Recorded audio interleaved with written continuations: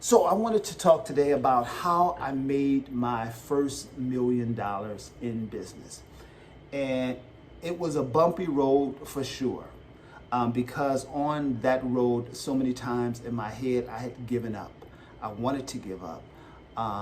Because before I got my big contract, my first big contract, which ended up being not a $1 million contract, but a $3 million contract, before that happened, 8 months prior to that, my whole life just was in disarray.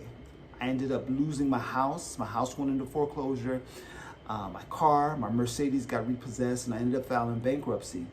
And all of this happened within a span of 6 months.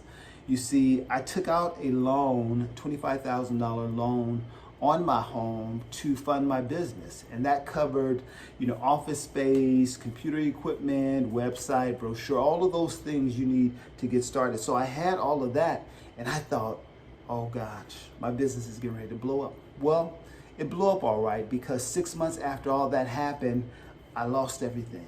And I wanted to give up. And the one thing that I discovered during that whole process was every entrepreneur that I admire and looked up to, when I read their stories through books and interviews, there was a common thread that they all had, and that was one of setbacks and struggle, particularly very early on.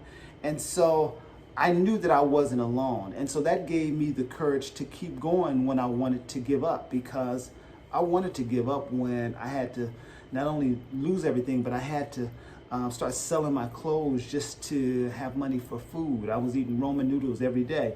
But there was something in me that just could not give up the dream. And I realized that if I wanted to experience the type of success that I envisioned, that I really had to believe for real in myself. So that required me to do some work on my mindset. And I started reading everything I could find on how to change your mindset, how to believe in yourself, because if you don't believe in yourself and in your dreams, nobody else will. And so I started listening to tapes, reading books, I started journaling, and I started thinking about success.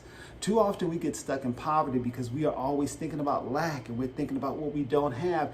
And I had to refocus and reshift my mind to abundance and believing that things were going to get better and knowing that they could get better. And so after I lost everything and filed bankruptcy, I remember the day I was walking around the lake with my son, and he was about 2 because he was in a stroller, so I was pushing him. And I had this moment where it came to me that I was going to get a $1 million contract.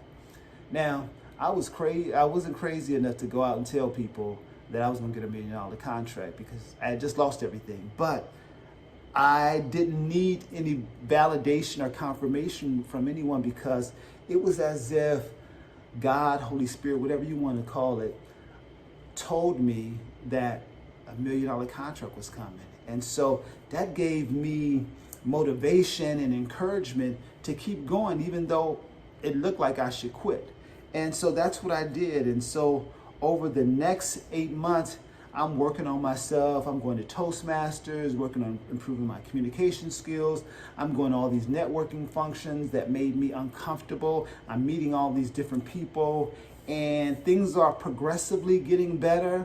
I'm not having to eat ramen noodles every day. And I get a call. 8 months, this is 8 months after I lost everything. I get a call from this company called Diversified Personnel, and the president of the company, Mark Unger, called me and told me that he had been hearing about my company, LaFall Employment Agency, from all these different people, and he wanted to know if I wanted to partner with his company on this large government contract. Well, the government contract, he said, was for 3 years, and it was for approximately $1 million per year. So it wasn't a $1 million contract, it was a $3 million contract. So he's telling me all this, and I'm listening, and I'm just like, huh? Did he just really say $3 million. And what he didn't know when he called my office was that he thought my business was big, and it wasn't. It was just me. But what I had an answering service that answered my phone to make it appear as if I had a secretary or a receptionist, but I didn't. And so I'm talking to him, and he said, well, we really need to move quickly on this contract. Can you meet with me today? And I was so overwhelmed. I was like, well, I can't meet today because I needed to gather myself. I needed to get my mind right. And then I needed to make sure I had something to wear, because by that point I had sold most of my suits because I needed money. And so I only had one suit left, and I needed to make sure that suit was cleaned. And so went to the meeting the next day with my nice suit on, and he's interviewing me, or acting as if he's interviewing me. He's like, yeah, I keep hearing great things about your company. And I'm like, who's talking about my company? But what I realized that while I was out during those 8 months doing all that networking, talking about my business, people started talking about me and my company, and they just assumed I was this big organization just based upon my presentation and how I talked about, what I was doing. And so my name was just floating around. And so at the end of the meeting, he said, the contract is yours. You just need to provide, I just needed to provide my insurance documents, general liability, workers' comp, all those things. And I had those. And so I ended up, getting that contract, and my business just took off from there. The first year after I got that contract, we did like 1.2 million. The year after that, we did 2.3. Then after that, we did like almost 4 million, with like 3.95. And it was all because I didn't give up when I wanted to, when it looked like I should. And so my encouragement to you, if you have a dream, you have a vision, there are 3 things you should do. Number 1, start where you are with what you have. Too often we're waiting on the perfect time and waiting for this to happen, waiting till the kids get older, waiting for this. No, start where you are with what you have, even in a pandemic. Even right now, start where you are with what you have. And then write down everything that you need to do, are the resources you need to have, are the folks you need to get connected with to make your dream real. Write all of that down. Write it down, because when you write it down, you're making it real, and you're making it something that is practical and something that is tangible. So write everything down that you need to reach that dream. Write that down. And then the next thing that is really important, and this was probably the hardest part for me, is that you got to expand your network. The folks that you're connected with, the folks that you know, and the folks that know you. That's really, really important, because decisions are made about you and your business when you're not in the room. That's how I got that $1 million contract. It wasn't that I even knew about this man's company or knew anything about this opportunity. It was that I was connected with folks that were connected with him, and he must have mentioned that he needed a partner for this contract, and my name came up. And it came up several times according to him.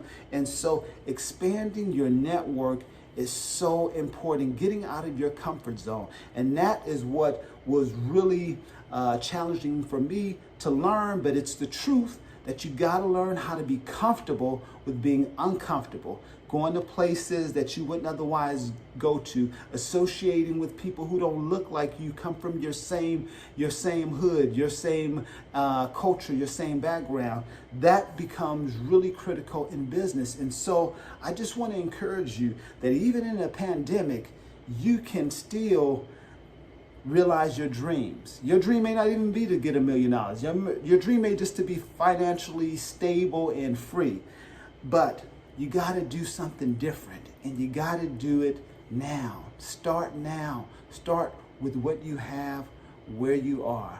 Make your list. Make your list. And what do you do with that list? That list is your to-do list. Every day you should be checking something off of that list that you either doing or that you've accomplished. Every day, work on that list, because that helps to keep you focused, because that's a challenge for most people in realizing their dreams.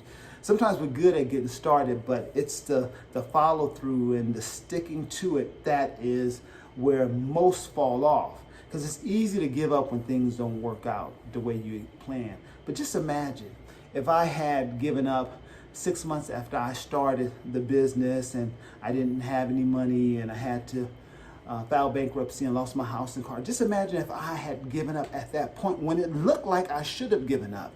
Just imagine, I would have never realized, my dreams. And so my encouragement to you is to just step out. Step out. Know that even if you fall, that God will catch you.